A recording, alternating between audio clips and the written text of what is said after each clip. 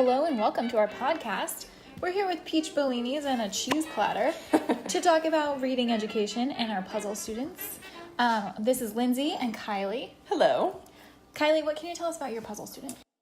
Well, before I tell you anything about him, I want you to hear a little snippet of our time together.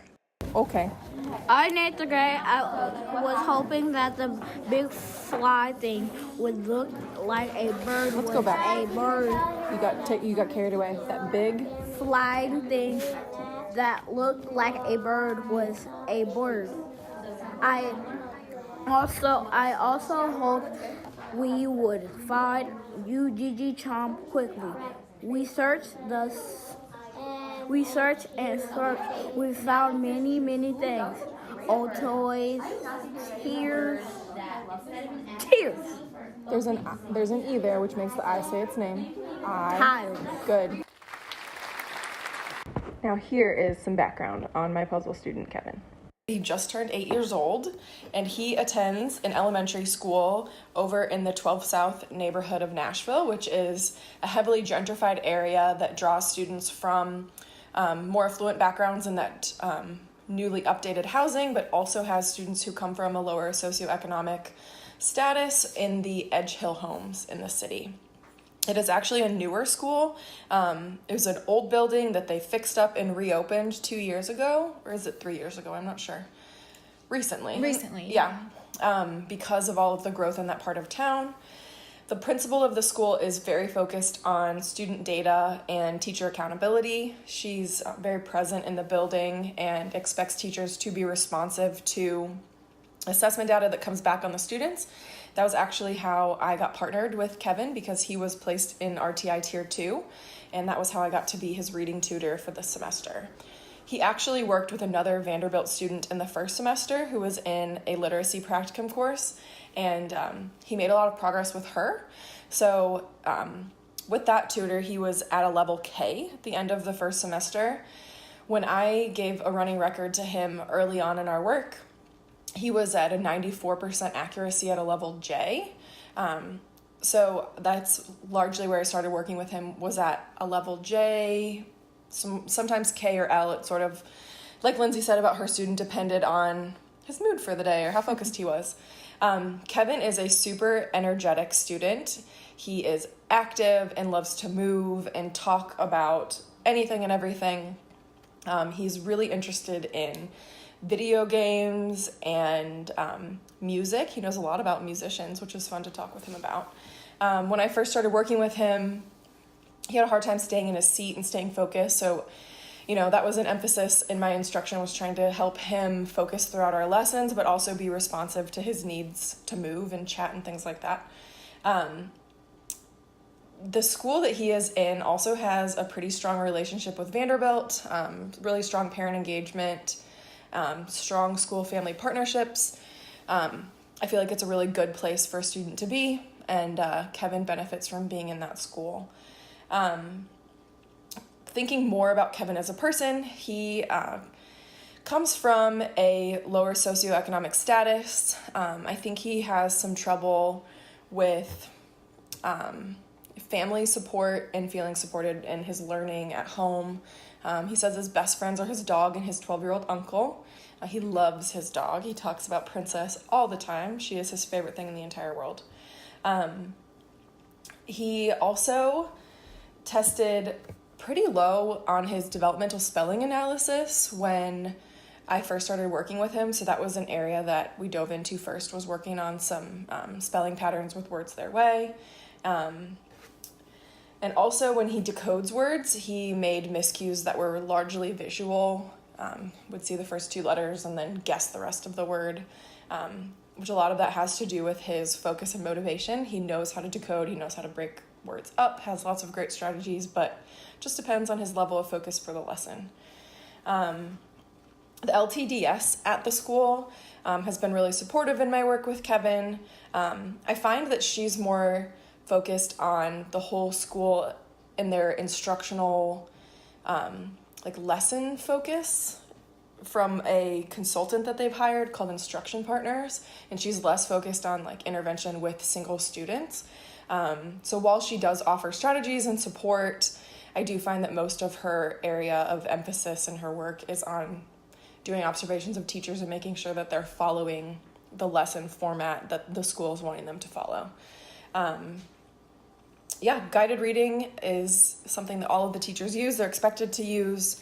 That's the format that I used with Kevin in our work together, and he's made a lot of growth this semester, and I'm excited to talk more about it. What about you? I have a second grader. Her nickname is Princess Leia because she's very feisty, and she's definitely a strong, independent little girl. She's a second grader, and she goes to an elementary school kind of off of Nolensville Pike, which is a pretty diverse area. There's a lot of languages. The school is pretty low socioeconomically.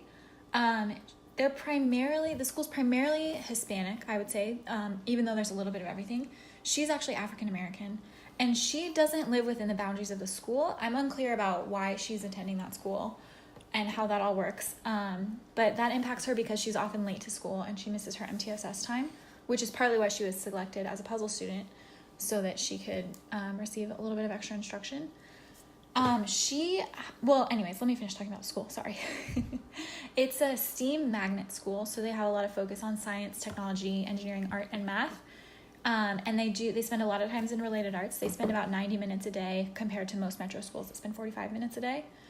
And they have a strong focus on guided reading. The school was a priority school a few years ago, and it's now moved off the priority list, but they're still, the teachers plan extensively together. They're very focused on guided reading and leveling their groups and building their reading skills. Their test scores have come up amazingly, and they take a lot of pride in that. So they're very test driven, very data driven, and they post the scores and want the kids to feel a sense of achievement over their test scores. Awesome. Oh, sorry, go ahead. No, you're fine. I was just commending you. Oh. Great description. Thank you. And then, yes, back to Princess Leia. She speaks English at home, but she speaks a non-standard dialect, and she has a couple phoneme substitutions. A lot of times the TH sound in our dialect in standard English is an F sound in her dialect. So that's interesting. When she's reading, she's basically translating and switching out of them. She reads at a Fountas and Pinnell level F. It depends. It depends on the day what her true level is, I think. But that was her TLA test. She's very vivacious. She's engaging. She loves anything social. She enjoys sports and princesses. She prefers games. She has a pretty brief attention span compared to her peers. She actually has pretty good background knowledge, but she definitely benefits from having that being activated. And just a brief overview and schedule of her lesson plan. She also has some oral language quirks where her stories aren't always in the appropriate order, and sometimes she remembers key details after she's done with the story. Her teacher, something to note is that her actual classroom teacher has been out on maternity leave, and she has a combination of a student teacher and a long-term substitute that are both covering for her. What's notable about those is that those are both African-American women, and she really finds that very inspiring. Whenever Dr. Joseph comes to visit, she comments on how she appreciates being of the same ethnic background as Dr. Joseph, and that's something that's very exciting to her. Is there anything else? Should I cover more? No, I think that was great. Here's a little snippet of our girl Princess Leia reading with Lindsay. Enjoy. About your books. I love this one. It's so cool. What's it about? It's about owls. Diaries? Yeah, perfect. Owl diaries. And I really love this one. And this one, 'cause it's so funny. Yeah. And it's so funny. It's like a ghost, an owl ghost. What's the owl ghost doing? Doing dance moves. Tell me about how you work to provide instruction for Princess Leia based on her literacy behaviors that you noticed in your work with her. So Leia's very interesting. She doesn't have any diagnosed neurodiversity, but she has, her testing showed a need for some phonological awareness. She actually reads decently well. A level F is certainly reading, but but she uses mostly pictures and context to read. She's very rarely using the letters. But it's amazing because she can read using the context and the picture. She can read pretty far above her decoding ability. Her decoding ability is actually probably in line with like a kindergartner or a first grader. She's able to accurately read CVC words, but blends, digraphs, CVCE, R-controlled vowels, and Y as a vowel were all difficult for her. Reading a list of words was difficult, again, because there's no context. And segmenting the sounds were also very, very difficult for her. A lot of times she would segment the onset and the rhyme instead of segmenting each phoneme. Interesting. Okay. So based on those behaviors, what were your instructional moves with her? My instructional moves were interesting. We met once a week for 45 minutes. I just was not able to get to her more frequently than that, unfortunately. I focused first on phonological awareness and then wanted to move on to phonics patterns. She's so social and so active, so I wanted to make sure that we were playing games and doing things that she would be very, very engaged in, knowing that this would be very hard work for her. I found a bunch of great resources from the Florida Center for Reading Research and found some really great phonological awareness games. There's some matching games. There's kind of like a domino game where you're matching beginning sounds to each other. That's fun. And then you can also do that and flip it with the ending sounds. We did a couple games like that were kind of just kid card games, basically, but they were about phonological awareness. Once she got better at that, I wanted to move on to phonics patterns because I felt like that would help target her skills and help her become a better reader. So we did a lot of word sorts. We also did a lot of writing, and I focused on invented spelling. As Allington mentions, invented spelling supports decoding abilities because kids are working with the phonics to create words. And so that was also something that I wanted to spend a lot of time working with her on, was her writing and her invented spelling. So overall, we had about 45 minutes to tutor, and we do a brief review, and I talked to her about how great she was doing and how I was so excited to see her. We do 1 or 2 word work games, kind of depending, and then we do a writing activity. I know that reading an actual book was missing from a lot of those lessons. We did read in some of our lessons, but I felt that she has a lot of silent reading time as well, and I felt like the bang for your buck times were really the word work games. Right. And based the writing. on her phonological needs. Exactly. That makes a lot of sense. Yeah. Exactly. And they don't have a writing program in their school, so I wanted to make sure that we got to that during our tutoring as well. Right, for sure. So, I guess, do you want me to dive into talking about Kevin? Yeah, tell us all about Kevin. Literacy behaviors. So, like I said earlier, he had a pretty low score on his developmental spelling analysis, and that told me that we needed to work on identifying patterns in spelling. He definitely had skills for invented spelling and had phonological awareness, but as far as following those like non-standard patterns in English, we needed to work on that. So that was sort of where I focused for word work activities. I did follow Jan Richardson's guided reading model with him, which meant that we warmed up with a text that he was used to. Then we dove into a new text that was on his instructional level, which, like I said, was Fontes and Pinnell's level L. I'm sorry, not... He tested at a level J, 94% accuracy, so I dove in on starting with a level L book with him. I wanted to challenge him with my support. I thought he could do it. And he's the kind of kid that rises to the occasion. Yes, exactly. With the right motivation, he was fine. So we started with level L, Amelia Bedelia, which was fun, and read that text together, and then we ended with some word work and writing at the end of our lessons, and that was our lesson structure the entire semester that I worked with him. Some other things that I realized about his reading beyond just his Fontes and Pinnell reading level and his developmental spelling needs. As far as fluency goes, he didn't have a lot of prosody, am I saying that right? Prosody, yeah. Prosody. You get it. Anyway, he really initially read with little intonation and a lack of attention to punctuation. So when we were doing our work together, we talked a lot about what fluent reading sounded like, had some practice with repeating sentences that I read aloud to model what fluent reading sounded like.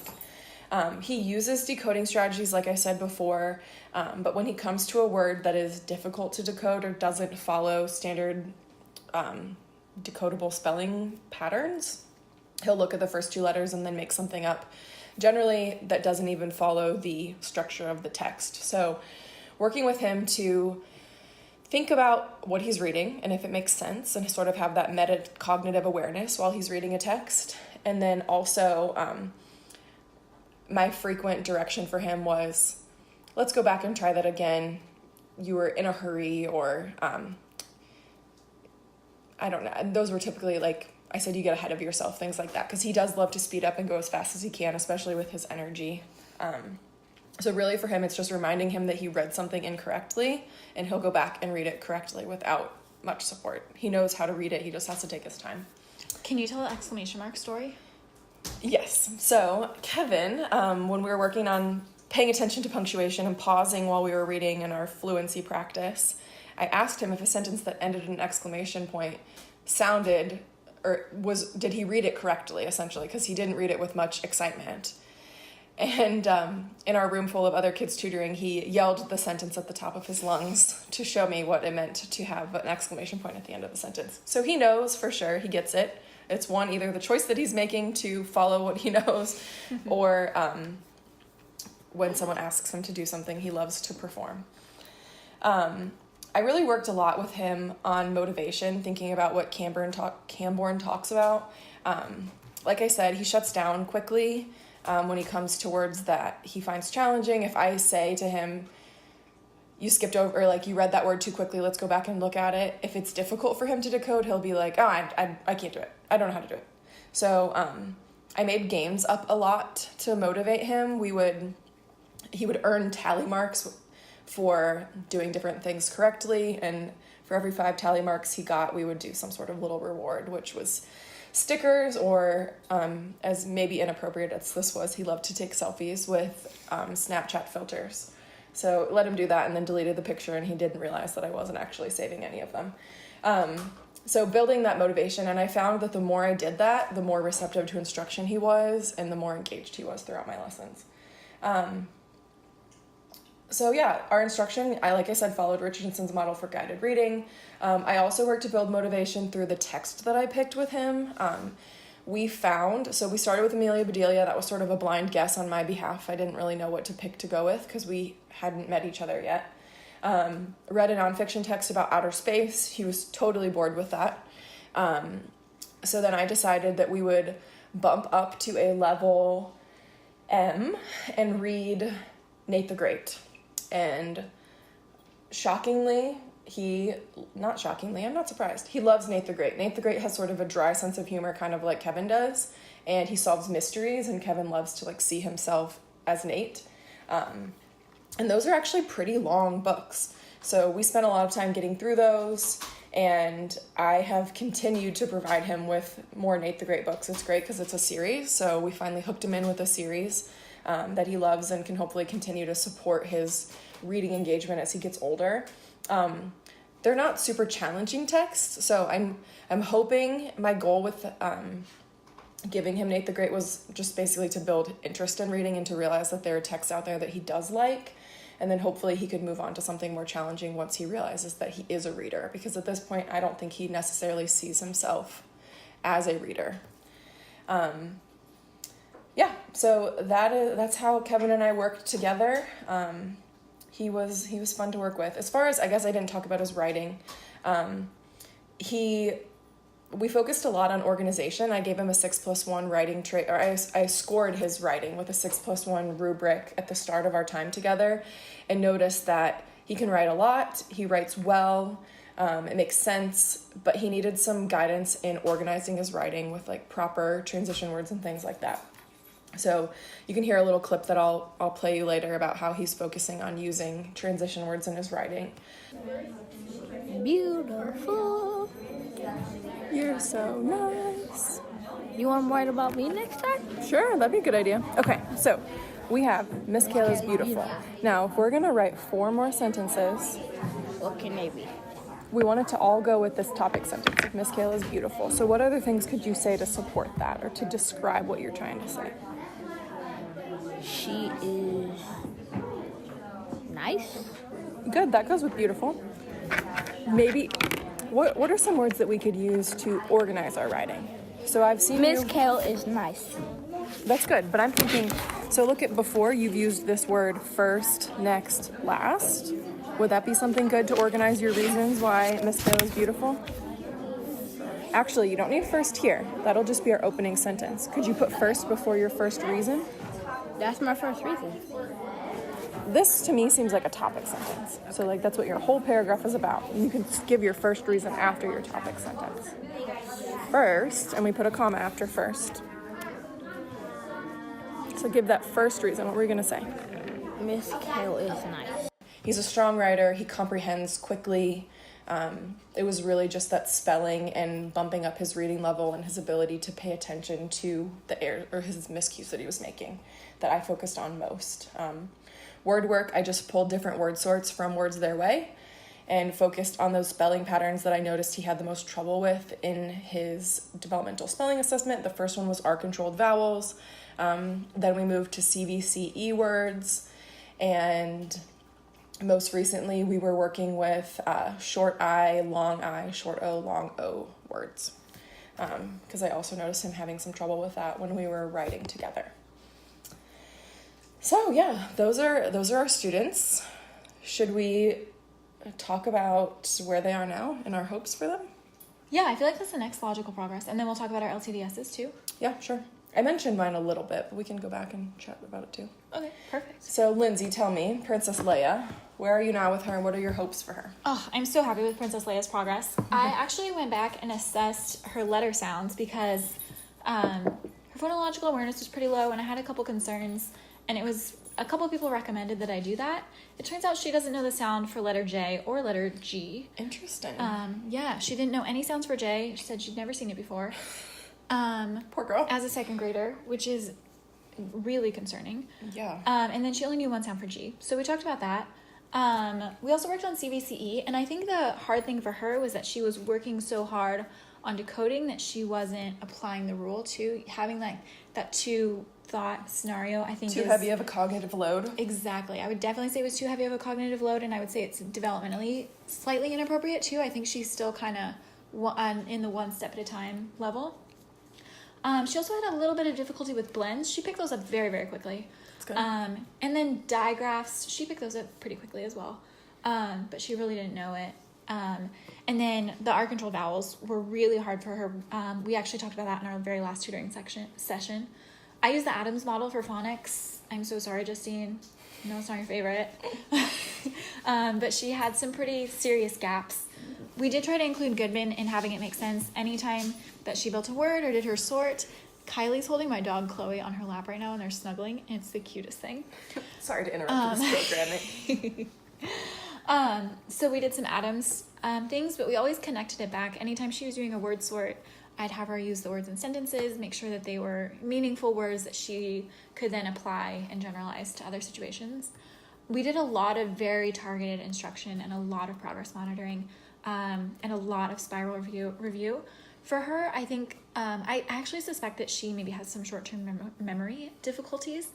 And so it was important to me to spiral review, to build on her skills and to keep that zone of proximal development up a little bit further, so that she was working very, very hard in the time that we were together. We also did... Oh, we talked about that. Okay, yeah. So the main focus was phonological awareness, letter sounds and letter patterns, and then writing to develop invented spelling, so that she could support her reading. And she knows all of her letter sounds. She decodes CVCEs really well. She's doing great with blends. Digraphs she's doing well with those as well. They were difficult for her partly because of her dialect. That's when she was doing the most code switching. And then R-controlled vowels, I told her that A and R makes a pirate sound, and I think that kind of cemented it in there. Can you model that, please? Oh, well, it's going to be a better visual, but you need to take your finger out like a hook, like Captain Hook's hook. Oh, okay. And it's best if you cover one eye, and then you say R. Oh, very like nice. A pirate. I like it. So we talked about those. If I'd had a little bit more time, I would have loved to get to ER, IR, and UR, which I affectionately call old computer sounds because it sounds like dial-up. Yeah, you're right. But unfortunately, the semester ended and she started doing some of her testing. So that's pretty much where she is now. Do you feel like I skipped anything? Did I forget to mention anything? What do you hope for her next year? Like when she is on her own, what do you hope that she uses from your work with her, that her teacher does with her next? So I feel like one thing that I guess I did forget to mention is that I definitely think that she sees reading as having a purpose. Chloe's falling asleep on Kylie's lap. She sees reading as having a purpose and being enjoyable. I actually have a clip of her being very excited about a book that I can play for you later. Yeah, it's cute. And so I think her viewing reading as not just a chore or something that she has to learn, but as something that she can get something out of. That's what I'd hope that she'd keep with her. I have a feeling that she might be a kiddo that a book on tape might be most appropriate for. Right. But I do think that there's still so much value in being able to decode. Not everything's going to be on tape. You're going to have to decode things whether you want to or not. Right. But I'm very happy with her progress. I hope she keeps up this level, and I hope that she keeps reading over the summer and hopefully grows over the summer. That would be great. That would be great. Cool. Tell us all about Kevin. All right, so Kevin made huge growth in his developmental spelling, which was super encouraging because that was his weakest area. When I assessed him about halfway through our semester together, all of the words their way sort patterns that we had worked on together, he perfected in that developmental spelling assessment. He made huge growth. Also, in his reading level, according to Pontus and Pinnell, we just started a level M book last week, so we've gone from J at the beginning of the semester to now at an M, and he read it with no problem, which was really exciting. That's impressive. It was a chapter book, which he was quick to remind me that he doesn't read books without pictures. I don't know if you've noticed this, but I don't like to read books that don't have pictures. Oh, really? I did not know that. Oh, look, there are some pictures in there. The more challenging books that you read, the less pictures they're going to have. But look, this one does have some pictures. It's a good balance. It's a good mix of challenging you, but also giving you some pictures. All right, Do you ready? think you can handle it? Thankfully, this chapter book that I picked had a couple pictures in it, so he couldn't get away with that excuse. I agree with him. More books should have pictures. They're a very important part of reading. The book that I picked to read with him was Bailey's School Kids, which the reason I picked that was because they were a higher reading level. It's another series. It's a shorter chapter book, and they also are mystery-based, which he really liked in Nate the Great. And I think he could see himself in these characters again. And not to mention, Bailey's School Kids was my favorite book series when I was in school. So lots of motivation happening there. My hopes for him is that he has a strong drive to keep reading when I'm not with him, and to realize that he can read books that don't have pictures or things that are challenging for him, because he's been doing that with me. I want him to continue to develop that attitude or maintain it. So I've been trying to offer him books and things that would easily translate into things that he could select on his own in third grade. As far as his attention to his visual miscues when he's reading, I'm a little frustrated that he's still continuing to make those guesses when he comes to a word that he doesn't immediately recognize. As far as building metacognitive awareness, when I ask him at the end of a sentence that has a miscue in it, when I say, like, did that make sense? He frequently responds with, I don't know, did it? So that's something that I feel like I've not necessarily, I don't know, it's not a win for me with him. But I do think as he gets older and he starts to read more frequently, and he's not reading aloud and he's reading by himself, I think he will pay more attention to the fact that, like, something doesn't make sense here. So I feel confident in leaving him at this level because he can decode those words. We practice frequently chunking words into segments that are easily decodable or in parts that he knows how to read. So he's got all of the tools and strategies. It's just choosing to use them. My biggest hope is that he just continues to enjoy reading and choose to do it without a push from someone else. And I'm not worried about his writing. He's a good writer. We ended with really well organized paragraphs. He is doing super well on any word sorts that we do together. When we play spelling bee. When we play spelling bee at the end of our lessons, he gets everything correct. You can tell that he's, like, going back into his memory and and visualizing those words that we worked on together. So he's like, you can tell he's internalizing the pattern. So that's really promising. I think he's going to take that into his understanding as a reader and a speller through school. What else did I leave out? Anything? I think you covered it. One thing I definitely wanted to make sure that we mentioned is we've referred to some references directly, but there's definitely been theorists that have influenced our work that I don't think we've called out explicitly. Good point. Kylie, I know you've talked about Camborne. Camborne definitely affects my work. His, oh my gosh, I always call them factors and that's not what they're called. His conditions for learning. There's 7 of them, and we definitely have drawn on those. For your reference, it's immersion, demonstration, engagement, expectations, responsibility, approximation, use, and response. And those are all ways to help kids stay engaged. We've also talked about the Adams model, which is a bottom-up model, which builds on phonics to read. And then I've talked a little bit about Goodman's top-down, bottom-down. Haven't heard that before. The negative Goodman. The top-down model, which is also known as the whole language approach, where you kind of map your language onto letters. And that would be like when I was reading with my puzzle student and having her use the words in a sentence. That's, for a stretch, that's a Goodman reading. There's also Rummelhart and Rosenblatt, who have their interactive and transactional models of reading, which is where readers kind of interact with text and enter text through different ways. I don't feel like we directly talked about them, but they've definitely influenced our practice.